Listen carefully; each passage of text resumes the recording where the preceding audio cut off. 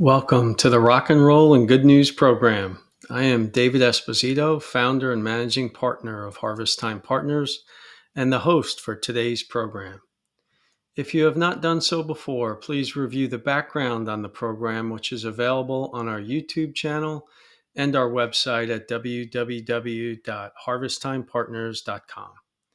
As we begin this episode, please know that you matter, regardless of what you are struggling with, regardless of the depths of your sorrows, and regardless of how lonely you feel. The good news is that you matter. I know you may not feel it right now, but you do matter. I hope this message nourishes you in the most meaningful way to comfort you and strengthen you to keep climbing into the ring to face your battles. Today's episode is titled The Bigger Picture. And today's episode starts with a song from Tom Petty entitled You Don't Know How It Feels. Please spend a few minutes listening to any version you can find on the internet. Welcome back. I hope you enjoyed that song. Tom Petty is a rock icon who gave us so many amazing songs and memories over the years. He unfortunately passed away when he still seemed to have some great songwriting and singing left in him, even in his later years. Tom Petty wrote about pain and suffering in many of his songs, and You Don't Know How It Feels was a clear depiction of a painful time in his life. The song helps us reconnect with the truth that we all endure some painful times in our closest relationships throughout our life. I am really not sure why, but it is often our closest relationships that are the source of some tremendous highs, but also some incredibly dark and difficult valleys. Family conflict is often the most heartbreaking of all of life's struggles. When we look into the ancient scriptures, we find there are many examples of close family relationships that turned painful, and we learn about some specific action steps that are the most effective for repairing the close family relationships that are essential to a fulfilling life. The story of Joseph in Genesis chapter 45 is one we should all become familiar with. Please take a moment and find a version of this scripture on the internet. The backdrop of this situation is that Joseph, one of the 12 sons of Jacob, has been through some tremendous hardship brought on by his family and those around him. Joseph's brothers sold him into slavery because of their extreme jealousy of him for the many gifts he possessed and the favor of his father. Joseph ended up being taken into bondage to Egypt, where he eventually became like the chief of staff to Potiphar, one of the officials of the Pharaoh of Egypt. Joseph was loyal and exceptional in the performance of his duties. During his time, Potiphar's wife tried to unsuccessfully seduce him and put forth false accusations against Joseph, which landed him unjustly in prison. However, due to Joseph's ability to interpret the dreams of the Pharaoh of Egypt, he was eventually released from prison and became the governor of Egypt. During Joseph's time in this role, he wisely rationed the nation's produce as he predicted a terrible famine that eventually crippled the area throughout the Middle East. It was during this extreme famine that Joseph's brothers came to Egypt to beg for food and supplies for their family. It had been many years since they sold their brother Joseph into slavery, and they did not recognize that it was Joseph whom they were pleading for mercy for food and supplies. How would you feel if we were Joseph? Your brother sold you into slavery, which caused an incredible amount of physical suffering and emotional suffering of being abandoned by your own family. And then they show up out of nowhere to beg for you to take care of them. As Tom Petty wrote in his song, You Don't Know How It Feels to Be Me. As the story unfolds, Joseph eventually reveals himself to his brothers. They were very scared that given his current power and how they severely mistreated him in the past, that Joseph would punish them. Instead, Joseph first shows concern for his father and asks, in essence, "How is Dad doing?" And then Joseph embraces his brothers and provides for all of their needs.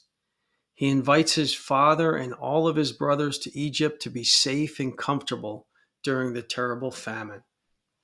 Joseph teaches us a great lesson about not only forgiveness, but about grace, which is how we show undeserved favor to others, even when every voice in our head may be screaming at us that they don't deserve anything but rejection and punishment. The principle of grace is the foundational principle of ancient Jewish and Christian scripture that is the primary difference compared to all other belief systems across the history of mankind. Grace, basically our responsibility to bestow blessings on those who don't deserve it, is a proven principle to keep families together over time. Joseph explains his actions to his brothers in Genesis chapter 45, verses 5 through 8, and I'll quote those verses here. "And now, do not be distressed and do not be angry with yourselves for selling me here, because it was to save the lives that God sent me ahead of you. For 2 years now there has been a famine in the land, and for the next 5 years there'll be no plowing and reaping. But God sent me ahead of you to preserve for you a remnant on earth and to save your lives by a great deliverance. So then, it was not you who sent me here, but God. He made me father to Pharaoh, lord of his entire household, and ruler of all Egypt." Instead of being angry at his brothers, Joseph communicates the strength of his faith in that many times we may not be able to understand why something bad is happening to us in the near term, but over the arc of our lives, we have faith that God is in control, his plan is perfect, and we simply need to walk in faith even during painful times. The message of Joseph and his actions towards his brothers is a great reminder to all of us that those closest to us, especially family members, will sometimes do and say things that are very hurtful. We have all been wronged or let down by family members.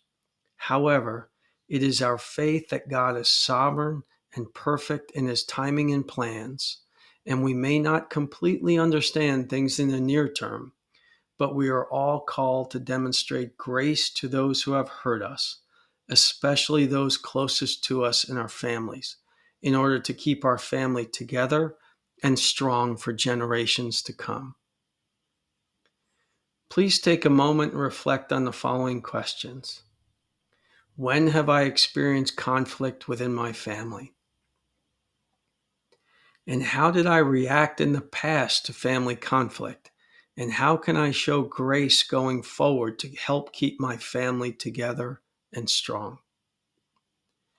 As you continue along in your journey, please remember that even though our family may have some ongoing conflicts, we should strengthen our resolve to show grace to our family with the hope that keeping our family together on the promises of God will help us build the family legacy we all know is foundational to a fulfilling life. As you continue to reflect on the message, please take a moment to search the internet to find and listen to Lauren Daigle as she sings the song, "Hold On to Me." Welcome back. I hope you enjoyed this message. As we conclude this message, please know that you matter. Regardless of what you are struggling with, regardless of the depths of your sorrows, and regardless of how lonely you feel. The good news is that you matter. I hope this message nourished you in the most meaningful way to comfort you and strengthen you to keep climbing into the ring to face your battles. This concludes this episode entitled The Bigger Picture. Please subscribe to our YouTube channel to receive updates on new episodes and log on to our website at www.harvesttimepartners.com to explore the many products and services we have to help you be your best for those you care about most. Also, feel free to reach out to me directly at david@harvesttimepartners.com or call or text my mobile number, which is 269-370-9275. Thank you for listening.